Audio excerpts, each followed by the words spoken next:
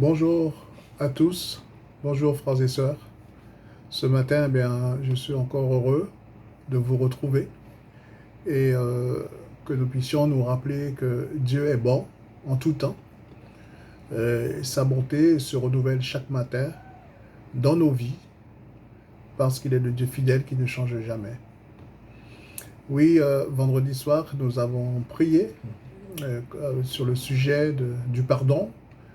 Et le Seigneur m'a encore interpellé sur ce sujet. Et ce matin encore, j'aimerais continuer sur ce même sujet qui est le pardon, qui est nos offenses. Et souvent, ce sont nos offenses qui nous bloquent, nos offenses qui nous empêchent d'avancer. Et il est bon que nous puissions en parler parce que cela est important pour notre croissance spirituelle. Nous pouvons être offensés, tantôt d'une manière, tantôt d'une autre, soit justement ou injustement, mais en tout état de cause, nous devons donc chaque fois examiner notre vie pour savoir si nous avons fait cette démarche qu'il faut selon la parole de Dieu, de demander pardon à qui nous a offensés, afin que nous soyons délivrés et que Dieu dans sa grâce puisse vraiment nous nous accorder sa bénédiction. C'est vrai que le Seigneur veut tout le temps nous bénir, il veut tout le temps nous fortifier, il veut tout le temps nous restaurer. Mais il est vrai que la parole de Dieu nous dit que les mains de l'Éternel ne sont pas trop courtes pour nous secourir, ni ses oreilles trop dures pour nous entendre, mais ce sont nos iniquités, nos péchés qui l'empêchent de nous bénir. Et souvent, ce qui se bloque, ce qui fait blocage de notre vie, c'est nos offenses, le manque de pardon. Cette démarche qui est une démarche importante, capitale, pour que Dieu, dans sa grâce, puisse encore nous bénir abondamment. Oui, Dieu veut nous bénir. Il veut nous donner cet héritage qui vient d'en haut, cet héritage qui vient de Dieu le Père, car Dieu a tant aimé le monde, il a donné son Fils unique, afin que quiconque croit ne périsse point, mais qu'il ait la vie. Et souvent, le manque de pardon nous empêche de rentrer dans la bénédiction de Dieu. Nous sommes tous concernés par rapport aux offenses, la famille, le couple, les enfants, la société dans laquelle nous nous trouvons, surtout dans ce temps actuel, où nous pouvons offenser les uns les autres, soit par un regard, soit par une parole, soit par un comportement, volontaire ou involontaire. On peut blesser quelqu'un. Donc il est bon de reconsidérer ses voies devant Dieu, afin que nous puissions toujours garder une bonne relation avec ceux qui sont autour de nous, avoir un bon comportement dans la vérité, dans l'amour, dans la fraternité. Et il faut que cette liberté se fasse à travers de la vérité qui se trouve dans notre cœur et que nous puissions le partager sincèrement avec l'autre. Et en tout état de cause, que nous puissions vraiment rechercher la paix. Oui, nous sommes souvent offensés, nous sommes souvent blessés, parce que nous avons chacun notre sensibilité, nous avons chacun notre susceptibilité. Des fois, une mauvaise parole, un mauvais propos, une mauvaise réaction, un mauvais comportement, les jugements, les condamnations, par-ci, par-là, donc peut nous choquer, peut nous vexer, peut nous blesser, même nous scandaliser. Des fois, nous pouvons être même révoltés, être en colère contre quelqu'un. Et si cette colère n'est pas confessée, si cette offense n'est pas confessée, eh bien cette colère va se traduire en amertume. Donc nous aurons cette personne sur le cœur. Et si cette amertume n'est pas confessée, n'est pas présentée devant le trône de la grâce de Dieu, eh bien, cette amertume peut se tourner encore en, en forteresse, hein, pouvant nous lier et nous empêcher de pouvoir avancer pleinement selon la volonté du Seigneur. Donc, il est bon que nous puissions nous examiner et que nous puissions faire cette démarche comme Dieu nous l'a recommandé dans le livre, l'évangile selon Matthieu, chapitre 6, le verset 12, qui nous dit que nous devons donc pardonner nos offenses comme nous aussi nous pardonnons à ceux qui nous ont offensés. Nous demandons à Dieu de nous pardonner nos offenses, mais il nous demande aussi, il fait sa part, mais nous devons aussi faire notre part. Notre part, c'est de pardonner à ceux qui nous ont offensés. Et cette tradition dans la Bible française courant nous dit « Pardonnez-nous nos torts, comme nous pardonnons aussi à ceux qui nous font du tort. » Okay? Et puis dans la Bible Parole de vie, il nous est dit dans cette traduction « Pardonne-nous le mal que nous avons commis, comme nous pardonnons aussi à ceux qui nous ont fait du mal. » Oui, recevoir le pardon de Dieu, c'est agréable, c'est bien de savoir que Dieu nous pardonne, quelles que soient nos iniquités. Et si nous confessons nos péchés, il est fidèle et juste pour nous pardonner. Et nous aussi, étant chrétiens, nous devons aussi pardonner réciproquement. Pardonner à ceux qui nous ont offensés, lui demander pardon. C'est une démarche qui se fait dans l'humilité, c'est une démarche qui se fait dans la vérité, c'est une démarche qui se fait surtout avec la prière, parce que savons-nous bien qu'aller demander pardon à quelqu'un, c'est pas toujours facile. C'est s'abaisser, c'est s'humilier, c'est vraiment se soumettre à Dieu totalement. Et la chair, eh bien, a le désir contraire. La chair, c'est se révolter, la chair, c'est de dire non, la chair, c'est de dire c'est moi qui a raison, c'est lui qui a tort. Pourquoi c'est toujours moi qui fais la démarche et lui, il ne fait jamais la démarche? Pourquoi il reste indifférent lorsque je lui demande pardon et que moi, je dois toujours admettre que c'est moi qui a tort? Donc, ce n'est pas toujours évident. Donc, cette démarche, nous devons la faire avec beaucoup de sagesse, surtout en prière et en jeûne, parce que le malin ici met son veto sur nous, parce qu'il sait que c'est un point faible pour tous les chrétiens, de pouvoir aller demander pardon. Et il va rester dessus, il va faire tout ce qui est en son pouvoir, de façon à ce que nous puissions réagir selon la chair, et non selon l'esprit.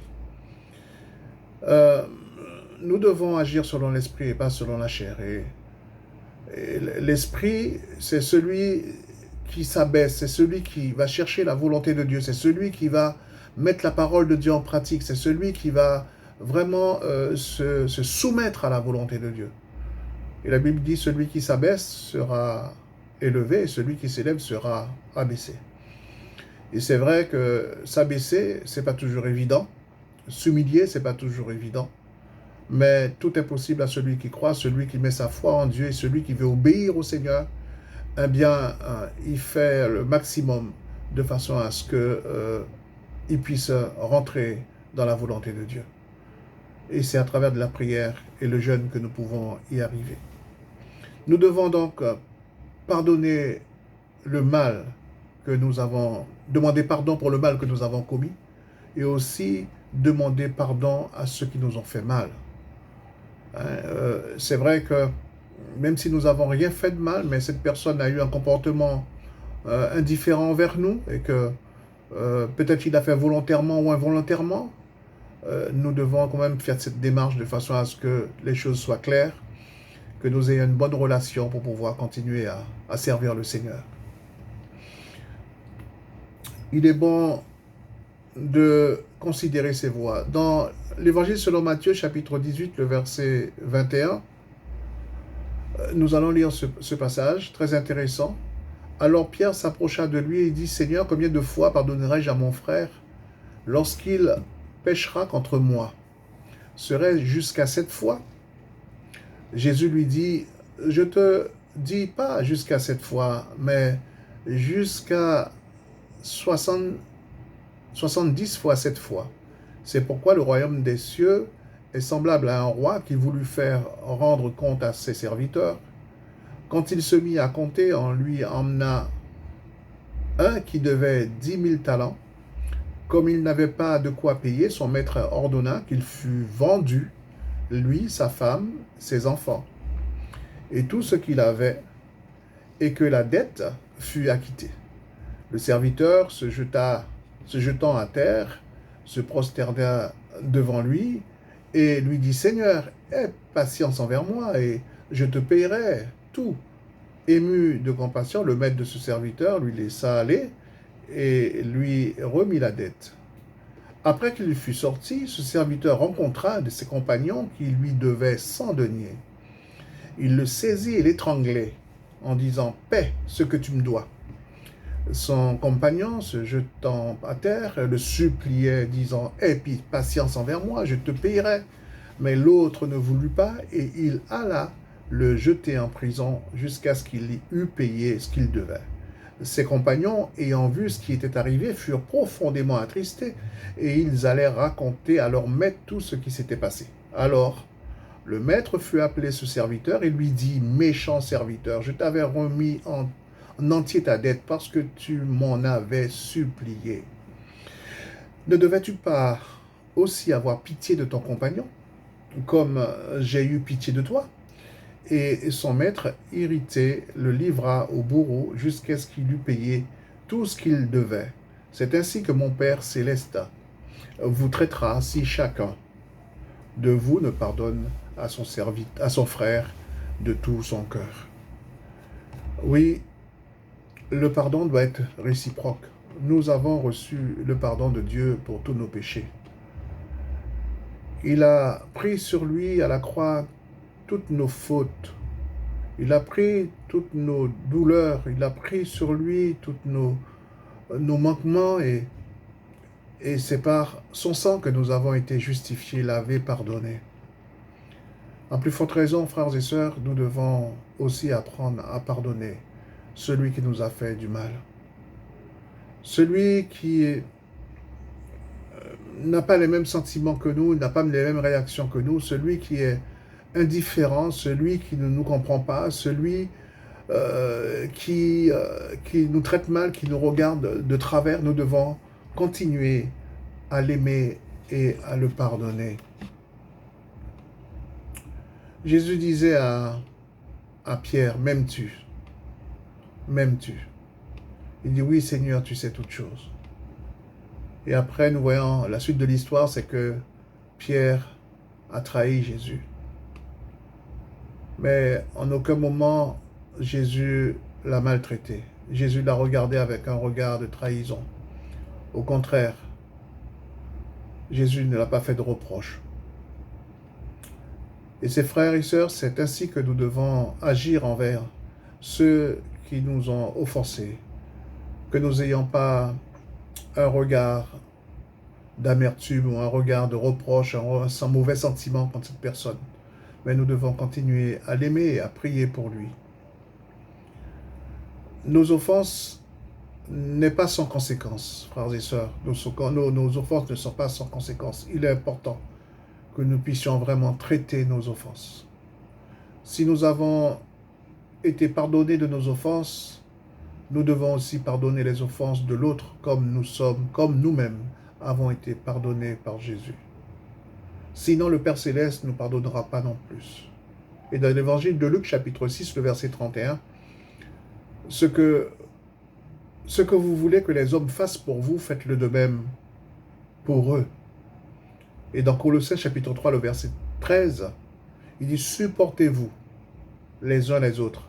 Et si l'un a sujet de se plaindre de l'autre, pardonnez-vous réciproquement, de même que Christ vous a pardonné aussi. Oui, nous devons traiter le péché, nous devons traiter nos offenses, nous devons traiter le mal. Sinon, ça devient une forteresse, ça devient un poids, ça devient quelque chose de lourd que nous ne pouvons pas emmener avec nous, trimballer avec nous tout le temps. Ça devient une forteresse. Nous devons vraiment nous en débarrasser. Et combien de fois nous traînons des choses qui sont passées depuis des années, malgré l'intervention du pardon, malgré l'intervention de la réconciliation, les choses sont toujours là. Il y a toujours un ressentiment, il y a toujours quelque chose qui reste. Le passé nous suit et nous n'arrivons pas à nous en débarrasser. Il est bon, frères et sœurs, il est important que nous puissions traiter ce sujet à bras-le-corps, que nous puissions le traiter fermement. Fermement, sinon nous perdons les promesses que Dieu nous a faites en Jésus-Christ. Oui, là où il y a la haine, la rancune, l'hypocrisie, l'Esprit de Dieu n'est pas présent. Et en conséquence, nous ne pouvons pas travailler pour lui d'une manière efficace, nous ne pouvons pas vraiment, comment dirais-je, nous investir pleinement pour le Seigneur, parce que le Seigneur ne prend pas plaisir. Il ne prend pas plaisir en ce que nous faisons, parce qu'il y a des choses dans nos vies qui n'est pas pour sa gloire. Les offenses sont là, le pardon n'est pas traité, et notre vie est pas conforme à la volonté de Dieu. Oui, les conséquences du refus de pardon, eh bien, c'est terrible pour les enfants de Dieu. Notre communion avec le Père est bloquée si nous ne sommes pas en bonne relation avec nos frères et sœurs. Dieu a dit dans sa parole, comment pouvez-vous aimer Dieu que vous ne voyez pas et que vous ne pouvez pas vous aimer les uns les autres alors que vous vous voyez? Alors, le Seigneur nous dit hypocrite, nous ne pouvons pas ne pas aimer Dieu, ne pas aimer nos prochains alors que nous aimons Dieu, que nous ne voyons pas. Oui, si nous ne pouvons pas nous aimer, eh bien, les uns les autres, notre relation est ambiguë, notre relation n'est pas correcte, eh bien, la relation aussi avec le Père est bloquée. Parce que notre relation doit être verticale et aussi horizontale. Et pour ce faire, il faut que nous puissions vraiment avoir une bonne relation, que le pardon soit traité et que nous puissions travailler la main dans la main. Le Saint-Esprit est attristé lorsque nous ne demandons pas pardon. Il se retire, il est attristé. Il ne peut pas vraiment nous aider à avancer d'une manière optimale. Lorsque nous refusons de pardonner, nous forçons Dieu à devenir notre ennemi. À ce moment-là, il devient notre ennemi.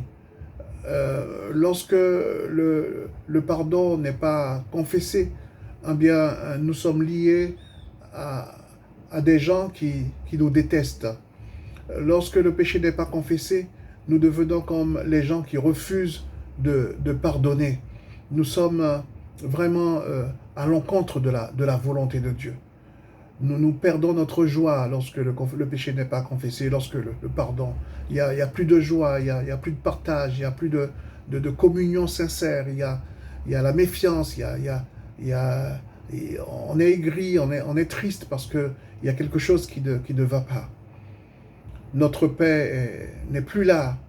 Nous ne pouvons pas rayonner dans l'amour de Jésus et en même temps haïr celui qui nous fait du tort.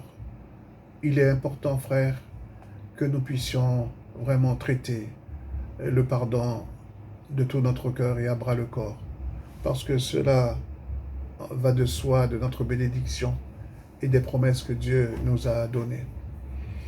Matthieu chapitre 5, le verset 23, « Si donc tu te présentes devant ton offrande, tu te présentes ton offrande à l'autel et que tu te souviens que ton frère a quelque chose contre toi, laisse ton offrande devant l'autel et va d'abord te réconcilier avec ton frère, puis reviens. Présente ton offrande. » Oui, il est bon. Lorsque nous voulons travailler pour le Seigneur et nous voulons offrir quelque chose à Dieu, eh bien, frère, il est bon que notre relation entre nous, entre les frères et sœurs, entre la famille, entre nos amis, entre nous, nous soyons en paix et nous soyons dans une bonne relation, dans une bonne entente. Parce que le psaume 133, il dit qu'il est beau de voir des frères demeurer ensemble. Et c'est là qu'il envoie sa bénédiction. Lorsqu'on est ensemble, c'est lorsqu'on est en paix, lorsqu'on est en joie, lorsqu'il n'y a pas d'hypocrisie, lorsque nous pouvons vraiment travailler la main dans la main, lorsque nous pouvons se dire les choses sans se juger, sans se critiquer, sans se condamner les uns les autres. On peut se dire les choses franchement et avancer et établir une bonne relation. Et ça, c'est une grande bénédiction devant le Seigneur. Il faut aborder le problème et pardonner sincèrement, arrêter de parler de cela à d'autres personnes. Lorsque nous voulons, quelqu'un nous a fait du mal ou nous sommes offensés, allez voir cette personne directement et traiter le problème. Montrer la miséricorde au lieu du jugement.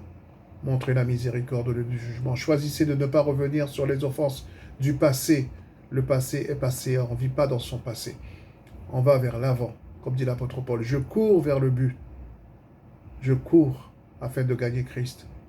Priez pour cela, pour celui qui vous a offensé. Demandez à Dieu de le bénir et ne pas se réjouir de son malheur. Ésaïe 61, le verset 1. L'Esprit du Seigneur est sur moi, car l'Éternel m'a oint pour porter de la bonne nouvelle aux malheureux. Il a envoyé pour guérir ceux qui ont le cœur brisé, pour proclamer aux captifs la délivrance et aux prisonniers aux prisonniers la délivrance. Oui, le Seigneur est venu, il est vivant, il est là, il est toujours avec nous. Il est prêt à te guérir de tes blessures. Quelqu'un t'a blessé par une mauvaise parole, quelqu'un t'a donné un mauvais regard, quelqu'un t'a repris sur quelque chose, peut-être que c'était pas la vérité ou quelque chose qui t'a offensé, qui t'a blessé. Ne reste pas dessus, frère. Il faut que cette blessure soit cicatrisée. Et il faut l'intervention de Jésus. Il est venu pour libérer. Il est venu pour guérir. Il est venu pour te soigner. Il est venu pour nous restaurer. Tes blessures pour rétablir une vraie communion avec Dieu. Oui, il est venu pour guérir ta blessure, pour avoir une bonne relation avec Dieu, avec ton prochain. Frères et sœurs, il est très important de se débarrasser de nos offenses qui constituent des blocages pour aller vers Dieu et des blocages pour travailler avec lui, des blocages dans nos prières. Il est bon que nous puissions le traiter, mais il est bon aussi de le faire dans la prière. Seigneur, aide-moi parce que c'est pas facile. Je l'avoue, c'est pas facile. Vois en toi ce qui te bloque, mon frère, ma sœur, surtout dans ce temps de confinement. Il y a tant de choses qui se révèlent, il y a tant de choses qui se voient, qui se disent, qui se répètent, même dans le milieu politique, même dans le milieu social, dans le milieu familial, dans le milieu spirituel. Beaucoup de choses se disent, beaucoup de, beaucoup de réflexions. Et des fois, à cause de ces choses, eh bien, on peut se blesser les uns les autres, on peut se faire du mal. Et il est bon que nous puissions tout simplement traiter ce sujet. Si quelqu'un t'a fait du mal, volontairement ou involontairement, on ne sait pas.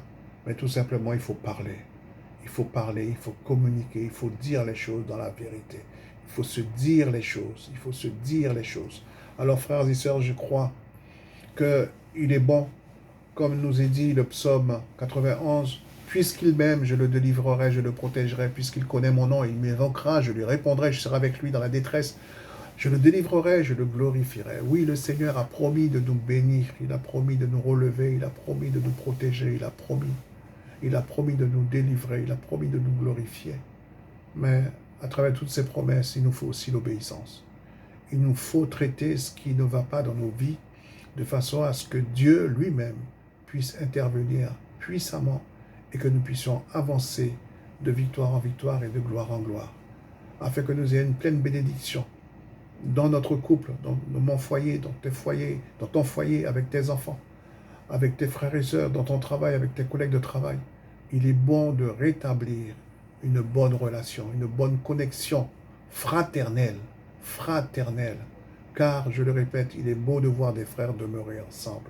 Et ensemble, c'est pas forcément le même caractère, mais apprenons à se pardonner, à se supporter, à s'aimer comme Christ nous a aimés. Il nous a aimés alors que nous n'étions pas bons. Il nous a aimés, il nous a pardonnés avant même que nous puissions lui demander pardon.